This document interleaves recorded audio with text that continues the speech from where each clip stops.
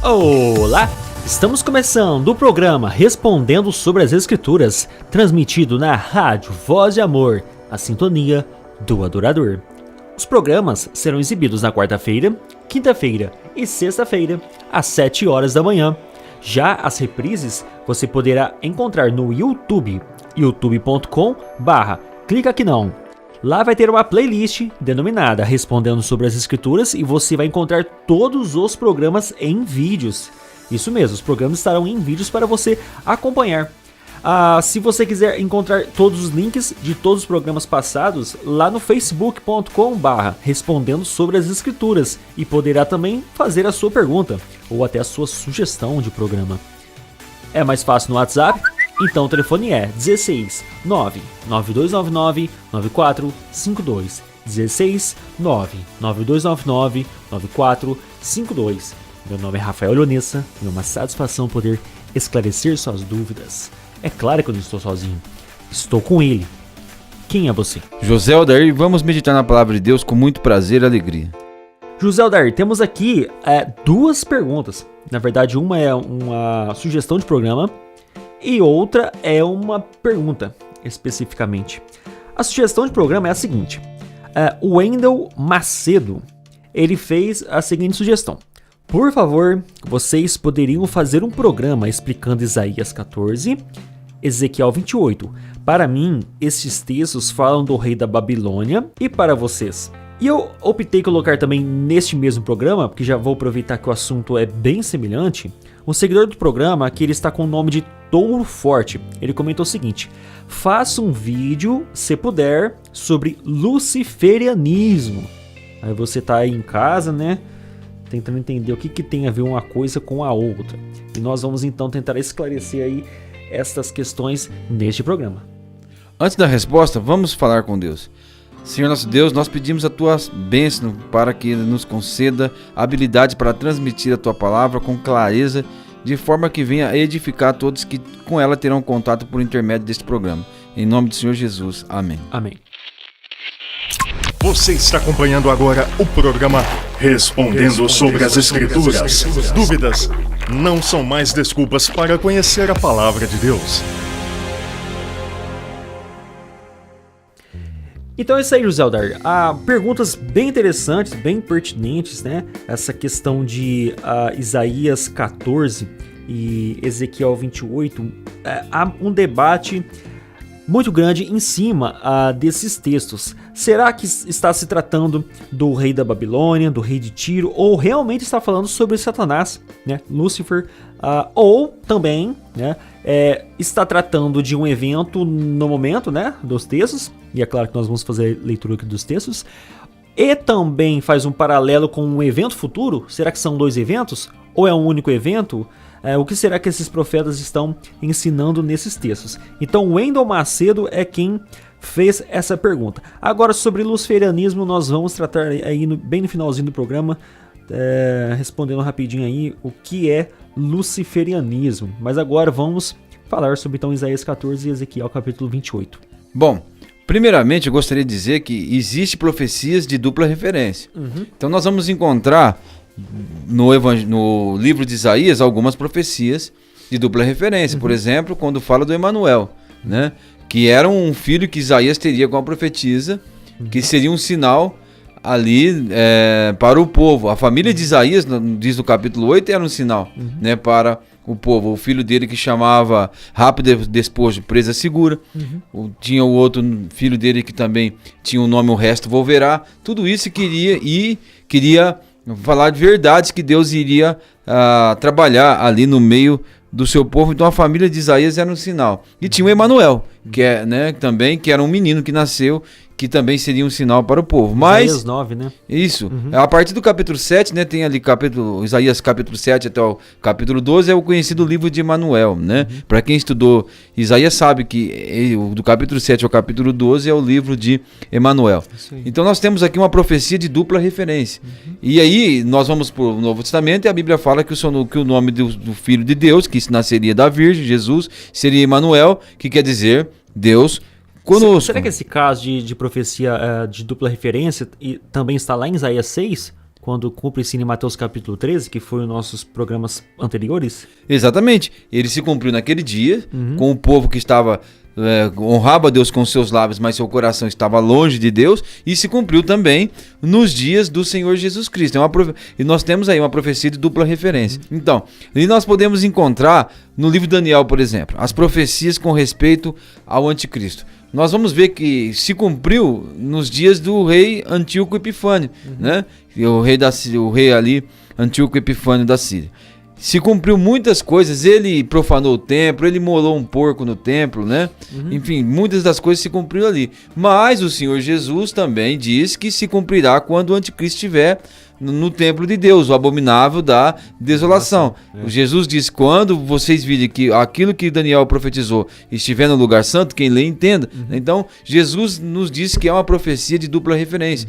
Tem referências em Oséias, por exemplo, quando ele fala a respeito do Egito, chamei meu filho. Era uma referência a Israel, mas também uma referência ao Senhor Jesus, que se cumpriu ali. Então nós vamos encontrar várias profecias de dupla referência. E como nós sabemos que são, melhor dizendo, profecias de dupla referência? Olha, a Bíblia nos avisa disso, que aquilo se cumpriu naquele tempo e também se cumprirá, se cumpriu no futuro, melhor dizendo, né? No futuro em relação a quando foi profetizado esses eventos. O problema com Isaías capítulo 14 e Ezequiel capítulo 28 é que nós não temos nada no Novo Testamento, que nos autoriza a dizer que são profecias de dupla referência.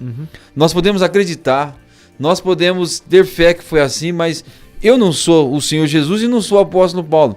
E quando eu estou dizendo isso, eu quero dizer que eu não tenho autoridade para dizer que é uma profecia de dupla referência como as outras, porque o Novo Testamento não me autoriza a fazer isso. Eu posso achar, eu posso crer no meu íntimo, mas eu não posso afirmar que se trata de uma profecia de dupla referência. E eu quero dizer que quando eu vou dar um ensinamento sobre a pessoa de Satanás, eu encontro no Novo Testamento muitos elementos para falar a respeito de Satanás. Por exemplo, que ele está condenado e que ele tem anjos junto consigo, nós vamos encontrar em Mateus capítulo 25, versículo 41, que ele vai dizer, para o fogo eterno, preparado para o diabo e para os seus anjos. Se eu quero dizer qual foi o pecado de Satanás, eu vou dizer soberba. Mas onde eu encontro isso? Encontro em 1 Timóteo capítulo 3, quando ele está falando a respeito das qualificações dos presbíteros, ele diz, não neófito, para que ele não se ensoberbeça e caia na condenação do diabo. Então ali fica claro que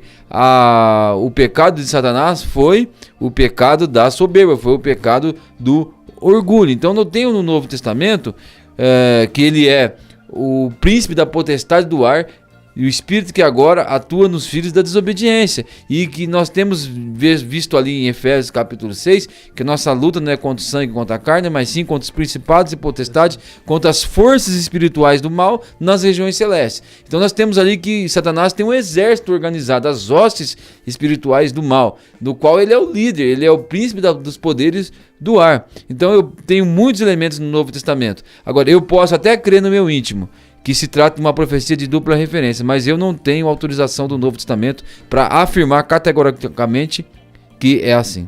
Então, nós como estudantes da Palavra de Deus, ou até mesmo os teólogos, eles podem fazer no máximo extrair dos textos aquilo que o texto diz, é uma exegese, ou fazer hermenêutica, né, usando ali os outros textos para corroborar aquela ideia. Mas nesse sentido de inserir uma coisa alegórica, né, ou até mesmo profecias duplas ou triplas, né, isso já não pode vir do teólogo, né, ou do estudante da Palavra de Deus, que isso aí é colocar na Bíblia o que ela não diz. E acontece muito, somente um exemplo, José Aldair, você já deve ter escutado por aí no livro de Cantares, que é um livro de um homem, né, de um homem ali com sua esposa, né, e muitos falam que Cantares é um livro da igreja com Deus, né, bem forçado, e muitos defendem essa ideia, viu, muitas pessoas mesmo, alegorizaram muito aquilo que o livro nem diz. Agora vamos ver aqui realmente, Isaías está tratando, vamos ver aqui agora em Isaías capítulo 14, se essa pessoa aqui, né, principalmente no versículo 12 e versículo 13, será que essa pessoa aqui que caiu do céu, tu que caístes do céu, esse aqui está se tratando de Satanás, né, de Lúcifer, diabo? O que está acontecendo aqui no texto? Nós vamos precisar explicar bem detalhadamente para vocês entenderem. Sim, é bom fazer a leitura. Eu gostaria de voltar um pouquinho ali no versículo 9. E é evidente que o que está falando aqui, que nós podemos afirmar, é a morte do rei da Babilônia. Né? Então o versículo 9 diz assim: o inferno desde o profundo se turbou por ti, para sair ao encontro na tua vinda. Então está dizendo que quando ele chegou no inferno, que interessante, né? Se turbou, para sair ao encontro quando o rei foi morto. Despertou por ti os mortos, todos os chefes da terra, e fez levantar dos seus tronos todos os reis das nações. Então, isso aqui é um chute na canela de quem defende a mortalidade da alma. A mortalidade da alma, né?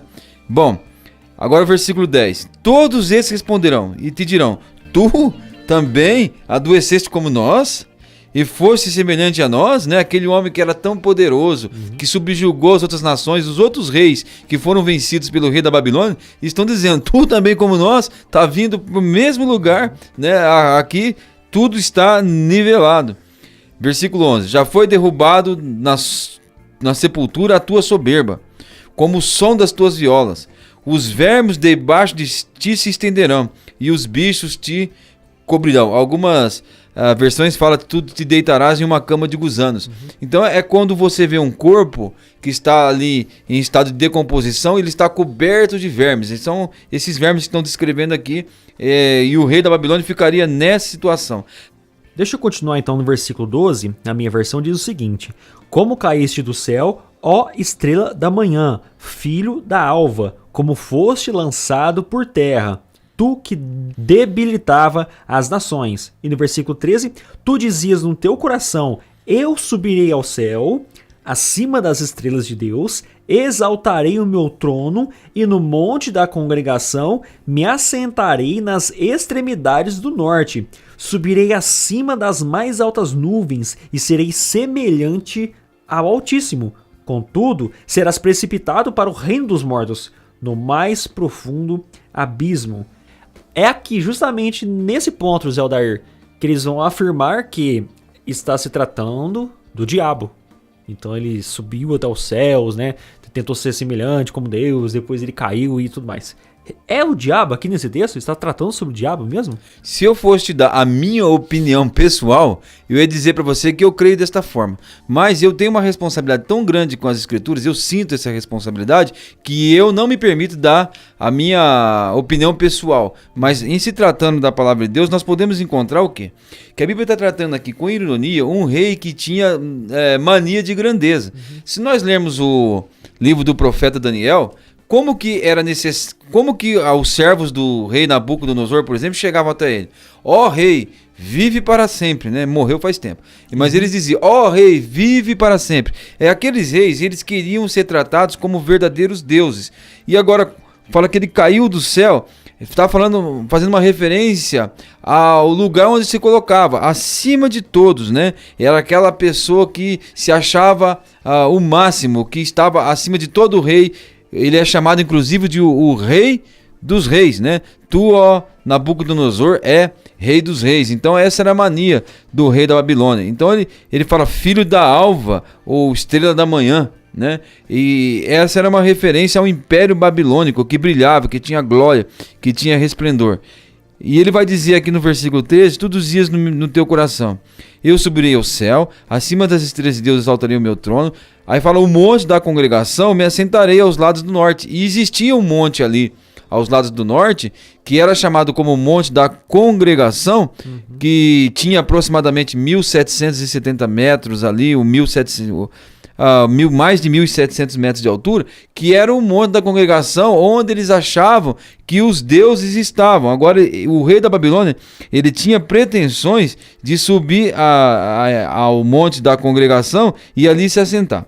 Olha só o capítulo 2 de Isaías, né? O capítulo 2, versículo 1 e 2, que fala assim: palavra que viu Isaías, filho de Amós, a respeito de Judá e de Jerusalém. E acontecerá que nos últimos dias que se firmará o monte da casa do Senhor no cume dos montes, e se levará acima dos outeiros, e concorrerão a ele todas as nações. Então, Isaías capítulo 2 está falando a respeito do milênio, né? Aqui vai falar que eles vão transformar as suas armas, né, em outros instrumentos que não bélicos. Enfim, aqui está falando a respeito do milênio. E fala que nesse dia o monte do Senhor, ele se firmará acima de todos os montes. Por quê? Na antiguidade, onde eles construíam os seus santuários? Eles construíam os seus santuários nos altos montes. E você podia olhar lá nos altos montes e ver os templos. Inclusive Israel, quando abandonava a Deus, onde eles sacrificavam? Nos altos montes. Eram a maneira que eles entendiam que ali habitavam os deuses. Então, aqui no capítulo 2, versículo 2 de Isaías, está dizendo que no milênio, né, qual é o santuário que vai estar resplandecendo e acima de todos os montes, demonstrando que só existe um único Deus? É o santuário de Deus, é o monte do Senhor, que vai estar acima de todo o monte. Então é isso que está querendo dizer ali. O rei da Babilônia, ele era tão arrogante, o rei da Babilônia, ele era tão orgulhoso que ele dizia que se assentaria nesse trono, ali no monte, se eu não me engano é Tsafone, né? E ele se assentaria acima das estrelas de Deus, que eles assim imaginavam, né? E em orgulho, dizendo que estaria acima de todos os deuses que eram conhecidos. E é dessa forma que o texto trata, né, essa questão. José Aldair, você poderia explicar pra gente essa questão da tradução desse versículo aqui, ó? Como caíste do céu, ó estrela da manhã, filho da alva, como foste lançado por terra, tu que debilitava as nações. Aqui que foi a tradução Lúcifer, né? Exatamente. Onde por uma tradição, depois usou esse termo Lúcifer como o mal, como o próprio diabo. Então o diabo, né, que é o opositor, o acusador, o adversário, virou Lúcifer, estrela alva, né? Ou Vênus, enfim. Mudou completamente o sentido do texto, que não era para ser assim. Porque na tradução, não a de Jerônimo, né? Quem traduziu a Bíblia para o latim foi Jerônimo no quarto século, e ele traduziu esta parte da Bíblia como Lúcifer. Mas quando você lia no texto, como está no seu texto aí? Como caíste do céu, ó estrela da manhã. Quando você fala estrela da manhã, o que vem na sua mente? Vem um astro, né? E a Babilônia era tratada como a estrela da manhã, como esse astro que brilhava sobre a sua glória, o seu resplendor. Então, quando você fala estrela da manhã, o que vem na sua mente é um astro. Agora, quando você fala Lúcifer, né? Isso deu uma personalidade à estrela da manhã. E aí ele personificou o nome estrela da manhã, que é a tradução de brilhante no latim.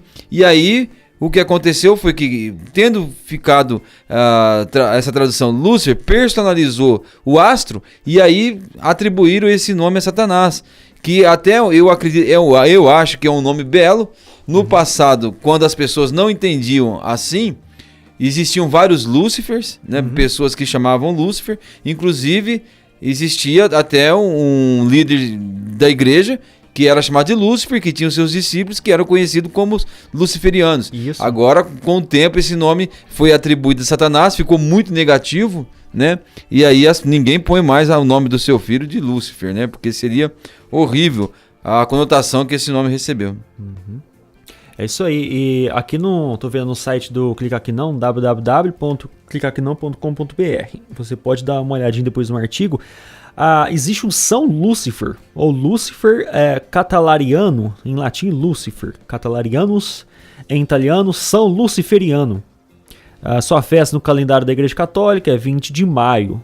Uma capela na Catedral de Cagliari é dedicada a São Lúcifer, talvez a única no mundo. Maria Josefina de Saboia, rainha consorte e esposa de Luís XVIII, de França, está enterrada lá.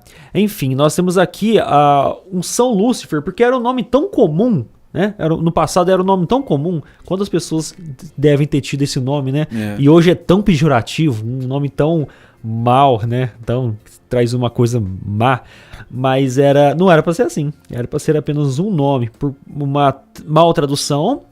Talvez a tradução nem foi tão ruim assim, mas uma má interpretação textual fez com que o nome comum se tornou esse nome pejorativo aí, que hoje ninguém tem coragem de colocar o nome do seu filhinho de Lúcifer. Pelo menos ninguém cristão, eu acredito, que tem coragem de colocar o seu nome do seu bebê de Lúcifer.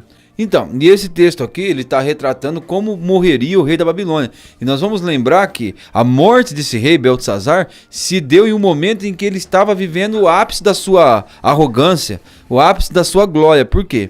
Os persas estavam cercando, estavam vindo sobre o seu reino. E ele, confiando nas muralhas da Babilônia, o que ele fez? Ele deu uma festa aos seus grandes, né? E bebeu, e enquanto os persas cercavam a cidade. E ele tinha tanta confiança que zombavam dos seus inimigos e dava glória aos seus deuses, imaginando que jamais alguém iria invadir a Babilônia. E nós vamos lembrar que naquela noite o que aconteceu. Enquanto ele bebeu, ele perdeu literalmente toda a reverência, já não tinha mais se tivesse algum restinho de juízo, perdeu, né? E ele então pediu para trazer os utensílios sagrados da casa do Senhor. E ele começou a beber nos utensílios sagrados e dar louvores aos seus deuses. Então ele irritou a Deus no último. É isso aí. E o que aconteceu? Então Deus mandou aquele dedo que escreveu na parede, Mene, Mene, Tekel, Peres, Parsim, né? Que os seus sábios não souberam interpretar, mas Daniel interpretou. E Daniel disse: pesou Deus o teu reino e deu o fim dele. Dividiu o teu reino e deu os medos e persas. O que acontece? Que naquela noite os medos e persas desviam o curso do rio Eufrates, que passava por baixo das muralhas da Babilônia, e os historiadores nos contam que os exércitos de Ciro entraram na cidade e encontrou a cidade embriagada. Existe um livro chamado A Educação de Ciro que conta como aconteceu. E eles entraram pela Babilônia, eles estavam embriagados, entraram pelo palácio e mataram o rei naquela mesma noite, porque aquele rei...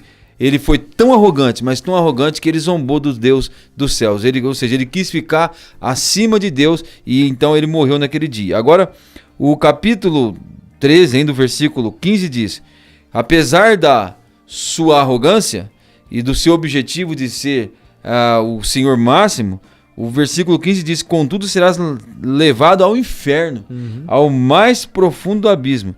Os que te virem te contemplarão, considerar-te-ão e te dirão: este é o homem que fazia estremecer a terra e que fazia tremer os reinos. Veja, quando ele chega no mundo dos mortos, descreve que as pessoas estão dizendo: é este aí o homem, né? Você também como nós, é este aí o homem que fazia estremecer os reinos. Versículo 17: e que punha o mundo como deserto e assolava as suas cidades, e que não abria a casa dos seus cativos, que não permitia que os cativos fossem embora, como os judeus. Todos os reis das nações, todos eles jazem com honra, cada um na sua morada. Veja, os reis morriam e eles eram honrados e tinham as suas belas sepulturas ali. Agora fala que ele: porém tu és lançado da tua sepultura como um renovo abominável, com as vestes dos que te foram mortos atravessados à espada, com os que descem ao covil de pedras, como um cadáver pisado. Também foi a indignidade com que esse rei foi tratado na noite em que ele morreu. E o versículo 20 fala: com eles não te reunirás na sepultura, porque destruíste a sua terra e matastes o teu povo, e a descendência dos malignos não será jamais nomeada. Então ele não seria honrado, ele não teria uma bela sepultura, pelo contrário, o cadáver dele seria pisado, ele se deitaria numa cama de vermes, né? E ele estaria ali em total indignidade por causa do fato dele se orgulhar a tal ponto dele se achar acima de Deus, tanto que ele pegou os utensílios da casa de Deus e zombou, né, dando louvores aos seus reis naqueles utensílios sagrados que nem mesmo Nabucodonosor tinha ousado fazer, ele fez. Isso aí. Então vemos aqui que pelo rei se achar acima, né, de todas as pessoas, nessa arrogância, faz essa comparação à estrela alva, né, estrela da manhã, onde todo mundo durante o dia olha para cima e consegue ver a estrela, né, uma espécie de metáfora, ou melhor, uma comparação mesmo à arrogância dele com a estrela alva. Mas não é apenas nesse sentido que a estrela alva é lembrada, né, nas histórias. Pode ser lembrado como aquele que é superior aos demais. Então também tem essa conotação aí. Ele é superior aos demais, uma autoridade, uma grandeza, um imperador. E vemos lá em Apocalipse, no capítulo 2, no verso 28, o próprio Senhor Jesus Cristo, ele é referido também como uma estrela da manhã. O texto diz o seguinte: assim como também eu recebi de meu Pai, dar-lhe-ei ainda a estrela da manhã. Quem tem ouvidos ouça o que o Espírito diz às igrejas. Então o que nós vemos é que o rei da Babilônia, ele queria ser essa autoridade, essa grandeza, ele queria ser esse imperador, né? Esse que domina todos os povos, ele queria ser assim. Mas lá em Apocalipse nós vemos que Jesus Cristo é essa pessoa, Jesus Cristo é quem é autoridade, ele é quem é governador, tanto é que o termo correto ali no Novo Testamento é Kyrios, né? Governador, imperador. Ele é realmente a estrela alva. Ele é quem está olhando para os povos. Então, o rei da Babilônia, ele queria se colocar na mesma posição de Deus. E você não pode aceitar a ideia de que Satanás era a estrela da manhã e agora é Jesus, como se Jesus tivesse substituído Satanás depois da queda. De maneira alguma. Ali, o rei da Babilônia, ele se considerava desta forma. Né? E Deus vem de uma forma irônica dizendo: como caísse do céu, ó estrela da manhã. Deus não considerava ele assim, ele se considerava assim, né? Agora a estrela da manhã realmente é para nós o Senhor Jesus e sempre foi. Outra passagem, José Aldar, que o nosso amigo Wendel Macedo pediu para a gente dar uma analisada, está em Ezequiel capítulo 28. Eu vou fazer a leitura do texto. Veio para mim a palavra do Senhor dizendo, isso lendo o versículo 11, ok? Filho do homem, levanta uma lamentação contra o rei de Tiro e diz-lhe: assim diz o Senhor Deus, tu és o sinete da perfeição, cheio de sabedoria e formosura. Estavas no Éden, jardim de Deus. De todas as pedras preciosas te cobrias, o sárdio, o topázio, o diamante, o berilo, o ônix, o jaspe, a safira, o carbúnculo e a esmeralda de ouro se te fizeram os engastes e os ornamentos no dia em que foste criado, foram eles preparados. Aqui eu quero que vocês prestem atenção. Tu eras querubim da guarda ungido, e te estabeleci, permanecias no monte santo de Deus. No brilho das pedras andavas. Perfeito eras nos teus caminhos, desde o dia que foste criado até que se achou iniquidade em ti. Beleza, lemos aqui a passagem que fala sobre o querubim. Esse querubim aqui, José Aldar, está se tratando do Satanás? É um paralelo lá ao Isaías 14? Será que é Lúcifer aqui ou não? Nós temos que admitir uma coisa, esse texto aqui é mais difícil. Né? Ele fala de querubim, mas naquela época, naquelas culturas, existiam seres, como vamos dizer, que eram parte de um animal, parte de outro, né? E eles eram chamados de querubins, e eles eram os guardiões da cidade. Isso é repleto ali, até no próprio livro de Ezequiel, se a gente ler, a gente vai encontrar isso daí. E o próprio rei era chamado de guardião da cidade. Então não há elementos da gente falar com provas de que está falando de um anjo, né? Dos céus. Outra coisa. Então nós vamos ver que existia ali um lugar chamado Éden. No Ezequiel capítulo 27, versículo 23, diz assim: Arã e Cané e Éden, os mercadores de Sabá, Azur e Quilmad negociam contigo. Esses eram teus mercadores, em roupas escolhidas, em pano de azul e bordados, em cofres de roupas preciosas, amarrados com cordas feitas de cedros, entre a tua mercadoria. Então nós temos encontrado aqui um lugar, uma pessoa chamada Éden que negociava então com o rei de Tiro. Outra dificuldade que nós temos, fala aqui que ele era o sinete da perfeição, né? E ainda fala: perfeito era no teu caminho desde o dia em que foste criado, até o dia em que se achou iniquidade em ti. Agora, nós pesquisando a carta, ou melhor dizendo, no livro de Ezequiel, nós vamos encontrar em Ezequiel capítulo 27, versículo 3, o seguinte: e diz a Tiro que habita nas entradas do mar, e negocia com os povos em muitas ilhas. Assim diz o Senhor Deus: ó Tiro, tu dizes, eu sou perfeita em formosura. Então o que acontece? O próprio reino de Tiro se achava perfeito, né? Então nós temos visto aí que pode ser que é uma linguagem irônica, né? Igual de Isaías 14. Igual Isaías 14. Está falando de um rei que se achava perfeito. Isso aí. Né? Então, quer dizer, agora houve um dia em que achou algo errado neles. Né? Então, o motivo pelo qual Deus ter punido o reino de Tiro está descrito aqui em Ezequiel capítulo 26. Olha o versículo 1 ao 3 que diz: Sucedeu no 10º ano, ao primeiro do mês, que veio a mim a palavra do Senhor, dizendo: Filho do homem, visto que Tiro disse contra Jerusalém: está quebrada a porta dos povos. Virou-se para mim, eu me encherei agora, e ela estará assolada. Portanto, assim diz o Senhor: eis que eu estou contra ti, ó Tiro, e farei subir contra ti muitas nações, como o mar fez subir as suas ondas. Então Deus está punindo o reino de Tiro, por quê? Porque ele zombou de Jerusalém e achou muito bom quando Jerusalém foi levado cativo para a Babilônia. No versículo 7, Deus está dizendo: este que subjugou Israel, o que vai acontecer? Também virá contra ti.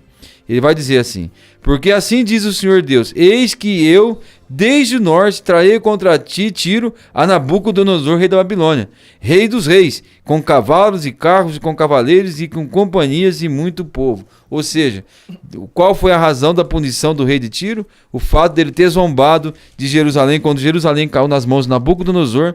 E Deus disse que iria punir Tiro por isso, e o mesmo Nabucodonosor que venceu Jerusalém também venceria a Tiro e traria contra ele muitas nações e grande sofrimento e uma grande destruição contra Tiro.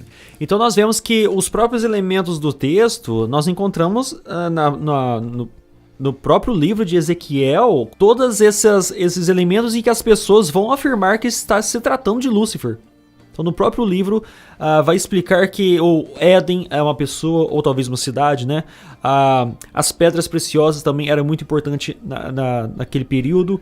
E os eles querubins negociavam isso, vale lembrar que nas roupas deles também existiam muitas pedras preciosas. Isso né? é verdade mesmo. E os querubins também está ligado, embora exista realmente os querubins, mas está ligado também a uma mitologia até pagã, até dentro do paganismo havia esses querubins, essa figura, pelo menos figuras semelhantes dos querubins. Então, agora, nós temos que reconhecer que existem algumas dificuldades, porque ele fala assim, estávamos no Éden, aí está aqui, Jardim de Deus, né?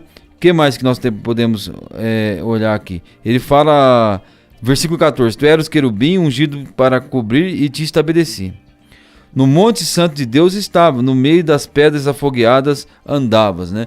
Então o que aconteceu? Quando Nabucodonosor veio sobre Tiro, o que aconteceu foi que Nabucodonosor mandou queimar todo o solo, queimar para que não nascesse todo o chão, plantas, para que não nascesse plantas ali. Então, o que eu estou querendo dizer é o seguinte, que nós podemos pesquisar no livro de Ezequiel e na própria cultura dos povos ali, naquela ocasião, e encontrar elementos de interpretação para todas essas coisas aqui. Tem algumas dificuldades? Tem. Mas o problema é que no Novo Testamento nós não vamos encontrar nada que respalde a questão de Satanás, para interpretar isso como uma profecia de dupla referência. E existe... E deve existir uma grande cautela ao interpretar a Bíblia. Não fazer afirmações que a Bíblia não faz. Eu, como disse, particularmente, eu acho que esses textos são profecias de dupla referência. Lá no meu coração eu creio nisso. Mas como responsabilidade, eu quero ensinar a Bíblia desta forma. Não vamos encontrar elementos no Novo Testamento que comprove que é uma profecia de dupla referência. Isso aí. E sem contar também que no antigo judaísmo nós não vemos a citação, pelo menos quando eles leram o texto, eles não entendiam, pelo menos até onde eu li, né? Eu nunca vi nada dentro do judaísmo, eles alegando que essas passagens de Isaías 14, Ezequiel 28, trata-se ali do querubim, no caso é Satanás, né? O Lúcifer. E também na Septuaginta não há nenhuma versão em que trata essa pessoa como pelo menos Isaías 14 poderia ter traduzido como diabo, né, alguma coisa nesse sentido, e não foi traduzido. Isso aparentemente vem de registros apócrifos, né, ou pseudoepigráficos, se não me engano, segundo Enoque, e depois nas posteriores traduções da Vulgata Latina, enfim. A problemática, então, segue aí uma sequência depois disso aí. Posterior a isso, teólogos veio refutar essa ideia de que esses personagens aí do texto não é o diabo, e sim o rei de Tiro e o rei da Babilônia. Ok? Mas vale lembrar também que nós não precisamos tanto desses textos assim. Somente os textos do Novo Testamento nos dão uma grande ideia a respeito de Satanás. Porque fala, Jesus disse, né? Em Lucas, se não me engano, capítulo 10, versículo 18. Eu via Satanás como um relâmpago caindo do céu. Né? Nós já falamos a respeito de Satanás e seus anjos. Apocalipse capítulo 12, nós temos ali a história de Satanás perseguindo, né, Israel. E então nós temos também outras referências de Satanás a respeito do seu pecado, que é o orgulho. Então nós temos bastante elementos e textos que são absolutamente seguros para ensinar a respeito de Satanás. Nós não precisamos, vamos dizer assim, adaptar outros textos, sendo que nós temos todo o Novo Testamento, né? É isso aí. O Touro Forte, que é um seguidor do canal, ele disse: faça um vídeo, se puder, sobre luciferianismo. E eu disse que no final desse vídeo eu trataria sobre luciferianismo. E vocês vão entender que o assunto tem tudo a ver uma coisa com a outra. Luciferianismo, ele vem de uma antiga tradição pagã, onde eles cultuavam a estrela alva, a estrela da manhã. A estrela da manhã era um ser inanimado, né? Mas eles viam como uma divindade personificada. É como se fosse algo que tinha força, e aqueles pagãos cultuavam aquela divindade. Já os ateus, né? Aqueles que não acreditam em uma divindade física, né? Mas acreditavam que aquilo é somente uma força ou algo assim mais espiritualizado no antigo paganismo. Então esses aí, eles acreditavam que a estrela alva poderia ser ele. Então a própria pessoa é o seu próprio Deus, a própria pessoa é a estrela alva, o superior, o governador. Então, se a gente for analisar assim friamente, né, não tecnicamente, um ateu, ele é um luciferiano, né, um luciferianista. Por quê? Porque ele cultua a ele mesmo como um Deus. Ele é o seu ele é autossuficiente, ele é seu auto-salvador, enfim. Ele é a estrela alva, né? Ou aquele, espiritualmente falando, né? Ele é o seu próprio Deus. E também no antigo paganismo era cultuado a estrela alva como uma divindade mesmo. E talvez dentro do judaísmo era bem conhecido, né? Como também a gente vê no Antigo Testamento, outros deuses aparecem ali. E não vamos aqui ficar citando eles, poderíamos até fazer um vídeo futuramente sobre isso. Mas talvez foi citado aí, né, por causa do rei da Babilônia, essa lenda, né, essa mitologia dentro do paganismo, e faz ali uma referência. Mas nós vemos lá em Apocalipse capítulo 2 que a estrela alva, ou todo-poderoso, ou grandioso, ou governador, é o Senhor Jesus Cristo.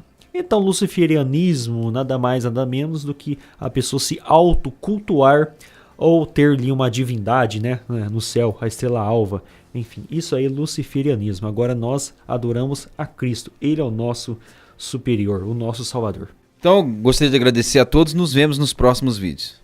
É isso aí, então terminamos aqui mais um programa respondendo sobre as Escrituras. Você ainda tem uma dúvida, tem uma pergunta aí a nos fazer, ou até mesmo uma sugestão? Pode enviar a sua pergunta lá no facebook.com/respondendo sobre as Escrituras. Ou, se é mais fácil, envie-nos a sua pergunta no WhatsApp. Anote aí, o telefone é 16 99299 9452. 16 99299 9452. Nos vemos então nos próximos programas. Até mais.